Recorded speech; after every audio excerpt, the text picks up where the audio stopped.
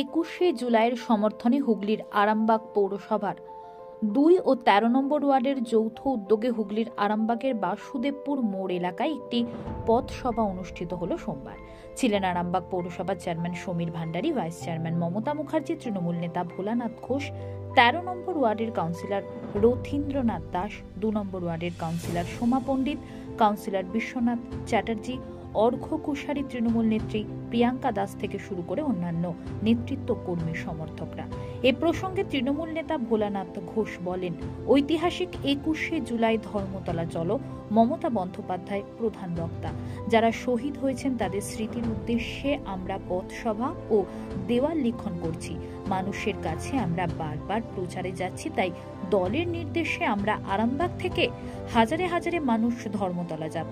সেই নেই আমরা আজকে চাঁদুরে পথসভা করছি। আছেন আমাদের নেতাকর্মীরা। আজকে 21শে জুলাই ধর্মতলা যাওয়ার জন্য আমরা প্রস্তুতি সভা এখানে আয়োজন করা হয়েছে আরামবাগ পৌরসভার পক্ষ থেকে, মাননীয় চেয়ারম্যান সমীর ভান্ডারী মহাশয়ের উদ্যোগে। তো আমরা আজকে এখানে বাসুদেবপুর মোড়ে করছি। এখানে 2 নম্বর এবং 13 নম্বর ওয়ার্ডের যৌথভাবে এখানে সকলেই এসেছেন। আমাদের মধ্যে সমস্ত কাউন্সিলররা আমাদের এখানে এসে উপস্থিত হয়েছেন এবং আজকে এই প্রস্তুতি সভার মধ্য দিয়ে আমরা সমস্ত মানুষকে জানাতে চাই যে যারা তৃণমূলের একনিষ্ঠ সৈনিক কর্মী তারা প্রত্যেকে 21শে জুলাই যাবেন ধর্মতলায়, এবং আমি জানি আমার বলার অপেক্ষা তারা রাখবেন না, সবাই যাবেন। আমরা সবাই যাওয়ার জন্য, যেখানে আমাদের এখানে স্মৃতি তর্পণ হয়, আমাদের ওখানে 13 জন মানুষ 1993 সালের 21শে জুলাই যেভাবে শহীদ হয়েছিলেন, সিপিএমের অন্যায় অত্যাচারে গুলিতে তারা লুটিয়ে পড়েছিলেন এবং রক্তে ভেসে গিয়েছিল কলকাতার রাজপথ, সেই তাদের আত্মার শান্তি কামনায় প্রত্যেক বছর 21শে জুলাই দিদি ডাক দেন এবং দিদি আমাদেরকে আগামী দিনে চলার নির্দেশ দেন। আমরা প্রত্যেকে সকলে অধীর আগ্রহে অপেক্ষা করে রয়েছি 21শে জুলাইয়ের জন্য।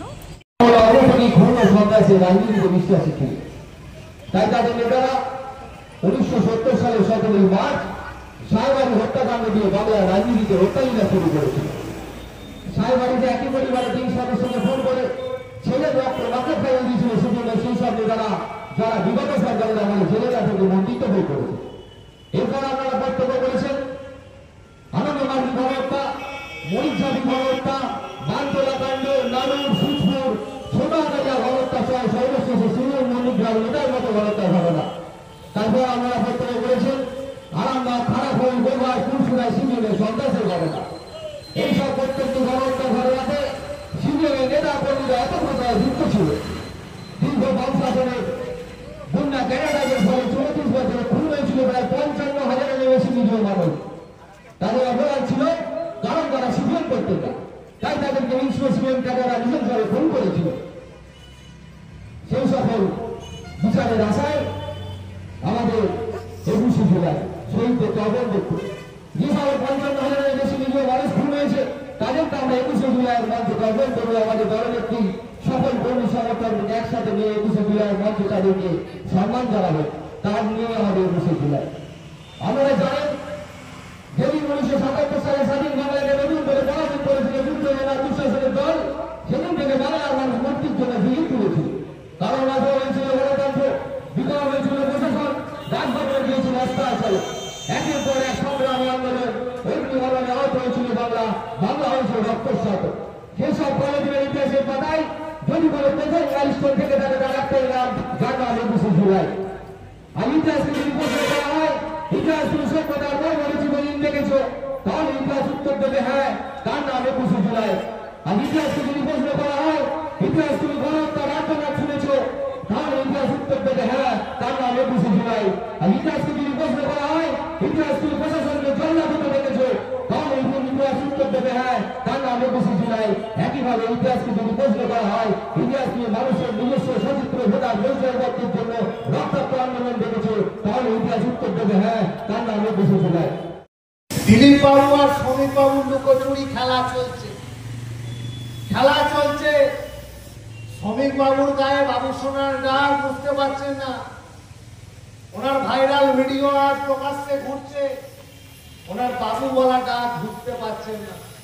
আর দিলীপ বাবু আজকে ডাল ছাড়া বদল হয়ে গেছে, না আছে ঘরকা, না আছে ঘটকা, কোন প্রমাণ নেই। এত বড় যজ্ঞ হচ্ছে, দিলীপ বাবুর নিমন্ত্রণ নাই। এখন রাস্তায় রাস্তায় ঘুরছে, এক হাতে চা আর এক হাতে টুকটুক। দিলীপ বাবু বলছে আমরা দুটো ভাই শিবের গাজন গাই, 2 পয়সা কুড়িয়ে পেলে দিল্লি ঘুরে আয়। এখন দিলীপ বাবুর এই অবস্থা। এই তো ভারতীয় জনতা পার্টির অবস্থা।